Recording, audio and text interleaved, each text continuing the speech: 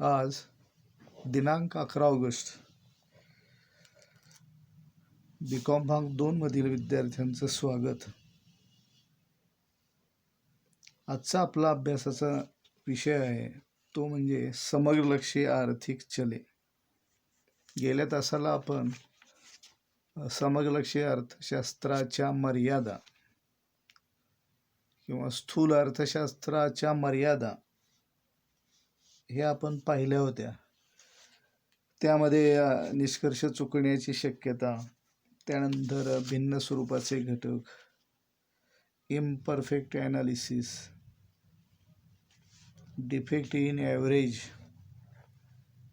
Problems of measurement असे साधारणतः 7 मर्यादा आपण पाहिल्या होत्या. त्यामुळे समग्रलक्षी अर्थशास्त्र याचा वापर सर्रास करता येत नाही.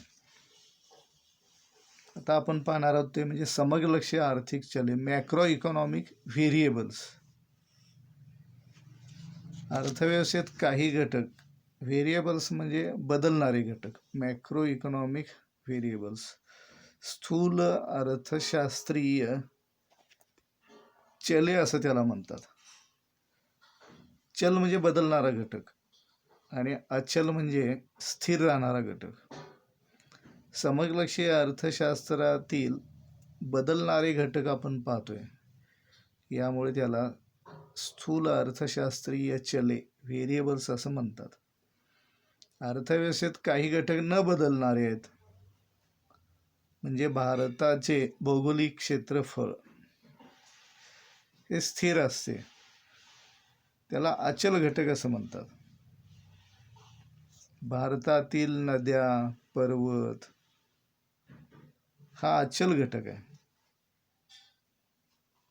त्यात बदल होत नाही. याउलट ज्या घटकात वारंवार बदल होतात त्यांना चल घटक असेही म्हणतात.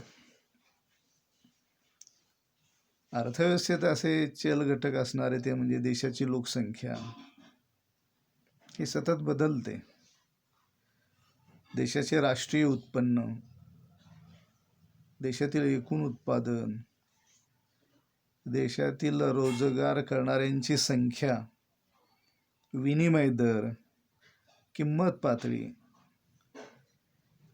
लोकांचा उपभोग हे बदलणारे घटक आहेत आणि म्हणून याला समग्रलक्षी आर्थिक चले असं म्हणतात.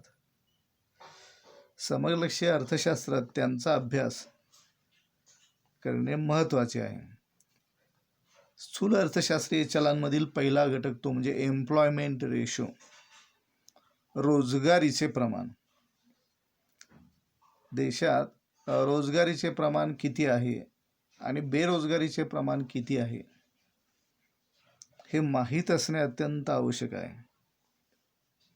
बेरोजगारी याचा अर्थ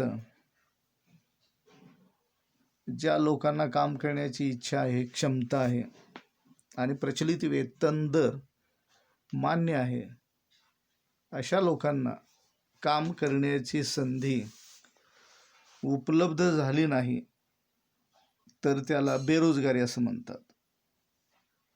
मग बेरोजगार लोक किती आहेत देशात ते माहीत झाले तर रोजगार निर्मितीचे कार्यक्रम सुरू करता येतात. आणि म्हणून बेरोजगारीची अवस्था अत्यंत घातक आहे. त्यामुळे देशात सामाजिक राजकीय अस्थिरता निर्माण होते. त्याचबरोबर देशात अनेक नवे प्रश्न निर्माण होतात आणि म्हणून देशात मग रोजगारीचे प्रमाण किती आहे ते काढत असताना देशात एकूण उपलब्ध श्रमशक्ती किती आहे, एकूण उपलब्ध कामगारांची संख्या किती आहे, देशातील एकूण श्रमसंख्या, एकूण काम करणाऱ्या लोकसंख्येला देशातील एकूण श्रमसंख्येने भागले असता आणि त्याला गुणिले 100 या सूत्रानुसार आपल्याला देशातील रोजगारीचे प्रमाण समजते. समजा देशातील एकूण कामगार संख्या आहे 1000 आणि त्यापैकी प्रत्यक्षात 900 लोकांना जर काम मिळालं असेल तर या सूत्राप्रमाणे रोजगारीचे प्रमाण देशात 90% आहे असं म्हणता येईल. तसंच बेरोजगारीचं प्रमाणही आपल्याला काढता येते. बेरोजगारांची संख्या आणि त्याला भागिले देशातील एकूण श्रमसंख्या गुणिले 100 यावरून आपल्याला बेरोजगारीचं प्रमाणही काढता येते. समजा देशामध्ये 100 लोक बेरोजगार आहेत आणि एकूण श्रमसंख्या 1000, तर याच्या उत्तराला 100ने गुणले असता आपल्याला 10% इतकं बेरोजगारीचं प्रमाण दिसून येतं. म्हणजे मग बेकारीची कारणे काय आणि मग बेकारी दूर करण्यासाठी त्यावर उपाय काय याची चर्चा यामध्ये केली जाते. आणि म्हणून रोजगार निर्मितीचे प्रमाण एम्प्लॉयमेंट रेशो हे एक महत्त्वाचे स्थूल अर्थशास्त्रीय चल आहे. याचा अभ्यास करणे अत्यंत आवश्यक आहे. सरकारला त्यावर आपली धोरणं ठरवता येतात. दुसरा मुद्दा आहे तो म्हणजे नॅशनल इन्कम, राष्ट्रीय उत्पन्न. राष्ट्रीय उत्पन्न हा देशाच्या आर्थिक विकासाचा एक निर्देशक आहे. ज्या देशाचे राष्ट्रीय उत्पन्न जास्त आहे तो देश विकसित समजला जातो आणि ज्या देशाचे राष्ट्रीय उत्पन्न कमी आहे तो कमी विकसित देश समजला जातो. आणि म्हणून राष्ट्रीय उत्पन्नाची आकडेवारी माहीत असणे देशाला अत्यंत आवश्यक आहे. त्या आकडेवारीच्या मदतीने देशाला आपली धोरणे ठरवता येतात आणि आपला देश विकासाच्या कोणत्या टप्प्यात आहे हे समजते. तर राष्ट्रीय उत्पन्न एक समलक्षी आर्थिक चल आहे, बदलणारा घटक आहे. आणि म्हणून राष्ट्रीय उत्पन्नाच्या अनेक संकल्पना आहेत. त्यामध्ये एकूण देशांतर्गत उत्पादन, GDP, net national product NNP, स्थिर किमतीनुसार देशाचे राष्ट्रीय उत्पन्न, चालू किमतीनुसार देशाचे राष्ट्रीय उत्पन्न, अशा विविध संकल्पना आहेत. व्यक्तिगत उत्पन्न, दरडोई उत्पन्न, या साऱ्या संकल्पना अर्थशास्त्रातील समलक्षी अर्थशास्त्रातील अनेक प्रश्न सोडविण्यासाठी उपयुक्त आहेत. आणि म्हणून देशाचं राष्ट्रीय उत्पन्न ही संकल्पना अत्यंत महत्त्वाची आहे. राष्ट्रीय उत्पन्न हा एक प्रवाह आहे. राष्ट्रीय उत्पन्नावरून देशाची आर्थिक स्थिती समजते, तुलना करता येते आणि आपल्या देशाला योग्य ते धोरण ठरवता येते. त्यानंतर तिसरं समलक्षी आर्थिक चल आहे ते म्हणजे जनरल प्राईस लेवल, सर्वसाधारण किंमत पातळी. अर्थव्यवस्थेत विविध वस्तूंच्या किमती सतत बदलतात. काही वस्तूंच्या किमती वाढतात तर काही वस्तूंच्या किमती कमी होतात. वाढीचा वेग काही वस्तूंच्या किमतींचा जास्त असतो. आणि म्हणून जेव्हा सर्वसाधारण किंमत पातळी वाढते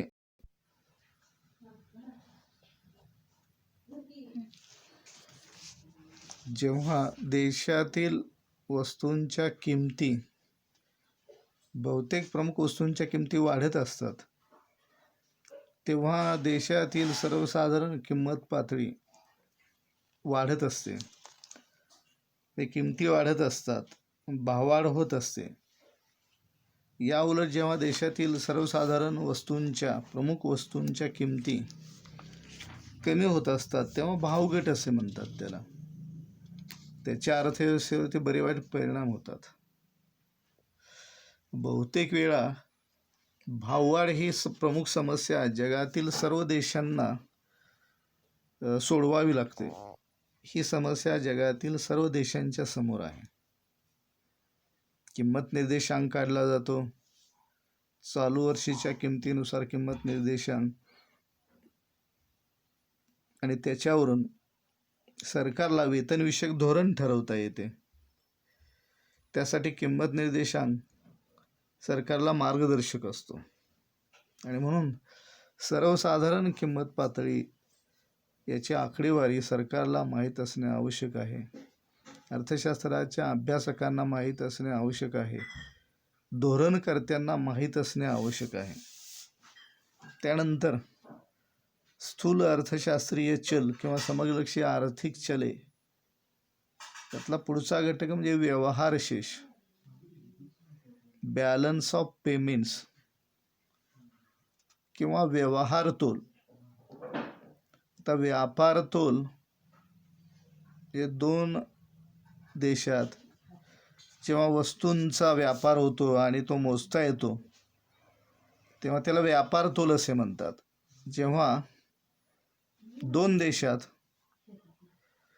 दृश्य वस्तू व अदृश्य वस्तू आणि सेवांच्या देवाणघेवाणीचा हिशेब ज्यात दिलेला असतो त्याला व्यवहार तोल असे म्हणतात. बॅलन्स ऑफ पेमेंट असे म्हणतात. व्यापार तोल यापेक्षा व्यवहार तोल ही संकल्पना जास्त उपयुक्त असते. व्यवहार तोलावरून देशाची आर्थिक स्थिती समजते आणि म्हणून त्याचे पुन्हा दोन प्रकार आहेत. एक अनुकूल व्यवहार तोल आणि दुसरा प्रतिकूल व्यवहार तोल. अनुकूल व्यवहार तोल म्हणजे जेव्हा देशाची आंतरराष्ट्रीय येणी देण्यापेक्षा येणे जास्त असते इतर देशाकडून, तेव्हा त्याला अनुकूल व्यवहार तोल असे म्हणतात. या उलट जेव्हा देशाचे येण्यापेक्षा जेव्हा देशाचे देणे जास्त असते तेव्हा त्याला प्रतिकूल व्यवहार तोल असे म्हणतात. व्यवहार तोल ही एक व्यापक संकल्पना आहे. व्यवहार तोलावरून देशाची आर्थिक स्थिती, येणे देणे किती आहे ते आपल्याला समजते. स्वातंत्र्योत्तर काळात काही अपवाद वगळता भारताचा व्यवहार तोल हा प्रतिकूलच राहिला आहे. भारतीय अर्थव्यवस्था प्रतिकूल व्यवहार तोलाशी संघर्ष करत आहे आणि म्हणून व्यवहार तोलाची संकल्पना ते एक स्थूल अर्थशास्त्रीय चल ते अभ्यासणे अत्यंत महत्त्वाचे आहे. त्यानंतर रेट ऑफ फॉरेन एक्सचेंज, परकीय विनिमय दर. आपल्या देशातील चलनाच्या एका नगाच्या मोबदल्यात दुसऱ्या देशातील चलनाचे किती नग मिळतात त्याला विनिमय दर असे म्हणतात. Rate of exchange. विनिमय दर ही संकल्पना अत्यंत उपयुक्त आहे. वेगवेगळ्या देशाची वेगवेगळी चलनं असतात. उदाहरणार्थ भारतीय चलनाचे नाव आहे रुपया. भारतात भारतीय शासक, इस्लामी शासक शेरशाह सुरी याने भारतातील चलनाला रुपया असे नाव पहिल्यांदा दिले. रशियाच्या चलनाचं नाव रुबल आहे. अमेरिकेच्या चलनाचं नाव अमेरिकन डॉलर आहे. सिंगापूरच्या चलनाचं नाव सिंगापुरी डॉलर आहे.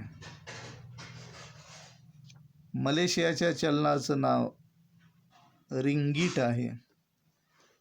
बांगलादेशाच्या चलनाचं नाव टका असं आहे. पाकिस्तानच्या चलनाचं नाव पाकिस्तानी रुपया. श्रीलंकेच्या चलनाचं नाव श्रीलंकन रुपया. जपानच्या चलनाचं नाव येन. चायनाच्या चलनाचं नाव युआन असं आहे. वेगवेगळ्या देशांचं चलन वेगवेगळं आहे, पण त्या चलनाचं आपल्या देशाशी विनिमय दर हा निश्चित करावा लागतो. आज साधारणतः एक अमेरिकन डॉलर बरोबर भारताचे 74 रुपये असा विनिमय दर आहे. अर्थात विनिमय दराच्या पद्धती आहेत. स्थिर विनिमय दर, तरता विनिमय दर, स्पॉट विनिमय दर, तात्कालिक विनिमय दर, असे अनेक प्रकार आहेत विनिमय दराचे. आणि यापैकी नेमक्या कोणत्या पद्धतीचा वापर करायचा आहे हे त्या संबंधित देशाने निश्चित करायचे असते. विनिमय दरातून आपल्याला भविष्यकाळात आयात निर्यात व्यापाऱ्यांना किती नफा मिळू शकतो याची कल्पना येते, याचा एक अंदाज येतो. आणि म्हणून विनिमय दर हा परराष्ट्रीय व्यापारात अत्यंत महत्त्वाचा ठरतो. व्यापार वाढीसाठी विनिमय दर व्यापाऱ्यांना कळणे अत्यंत आवश्यक आहे. ते कळल्यानंतर त्यांना व्यापारामध्ये फायदा होईल की तोटा होईल हे समजते. आणि म्हणून आजच्या या तासाला समग्रलक्षी आर्थिक चले अर्थव्यवस्थेवरती परिणाम घडवून आणणारा महत्त्वाचा घटक आहे की समग्रलक्षी आर्थिक चले, स्थूल अर्थशास्त्रीय चले, मॅक्रो इकॉनॉमिक व्हेरिएबल्स. यामध्ये आपण असे अनेक घटक आहेत. आपण प्रामुख्याने काही प्रमुख घटक पाहिलेले आहेत. एक म्हणजे रोजगारीचे प्रमाण, एम्प्लॉयमेंट रेशो, नॅशनल इन्कम, राष्ट्रीय उत्पन्न, त्यानंतर जनरल प्राईस लेवल, सर्वसाधारण किंमत पातळी, त्यानंतर बॅलन्स ऑफ पेमेंट, व्यवहार तोल किंवा व्यवहार शेष, त्यानंतर रेट ऑफ फॉरेन एक्सचेंज, परकीय विनिमय दर, परकीय चलनाचा. ह्या काही महत्त्वाच्या समग्रलक्षी आर्थिक चले आहेत की ज्याचा अभ्यास स्थूल अर्थशास्त्रात महत्त्वाचा आहे. अशा अनेक चलांचा परिणाम समग्रलक्षी अर्थशास्त्रात त्याचा अभ्यास केला जातो आणि त्यावरून काही समग्रलक्षी आर्थिक प्रश्न सोडविण्याचा प्रयत्न केला जातो. सर्वप्रथम रॅग्नर फ्रिश या अर्थतज्ञाने अर्थशास्त्राची म्हणजे सूक्ष्म अर्थशास्त्र आणि समग्रलक्षी अर्थशास्त्र या दोन संकल्पना वापरलेल्या आहेत. तसेच केन्स यांनी समग्रलक्षी अर्थशास्त्र ही अर्थशास्त्राची शाखा लोकप्रिय केलेली आहे. मॅक्रो या इंग्रजी शब्दाची व्युत्पत्ती मॅक्रोज या ग्रीक शब्दावरून झालेली आहे.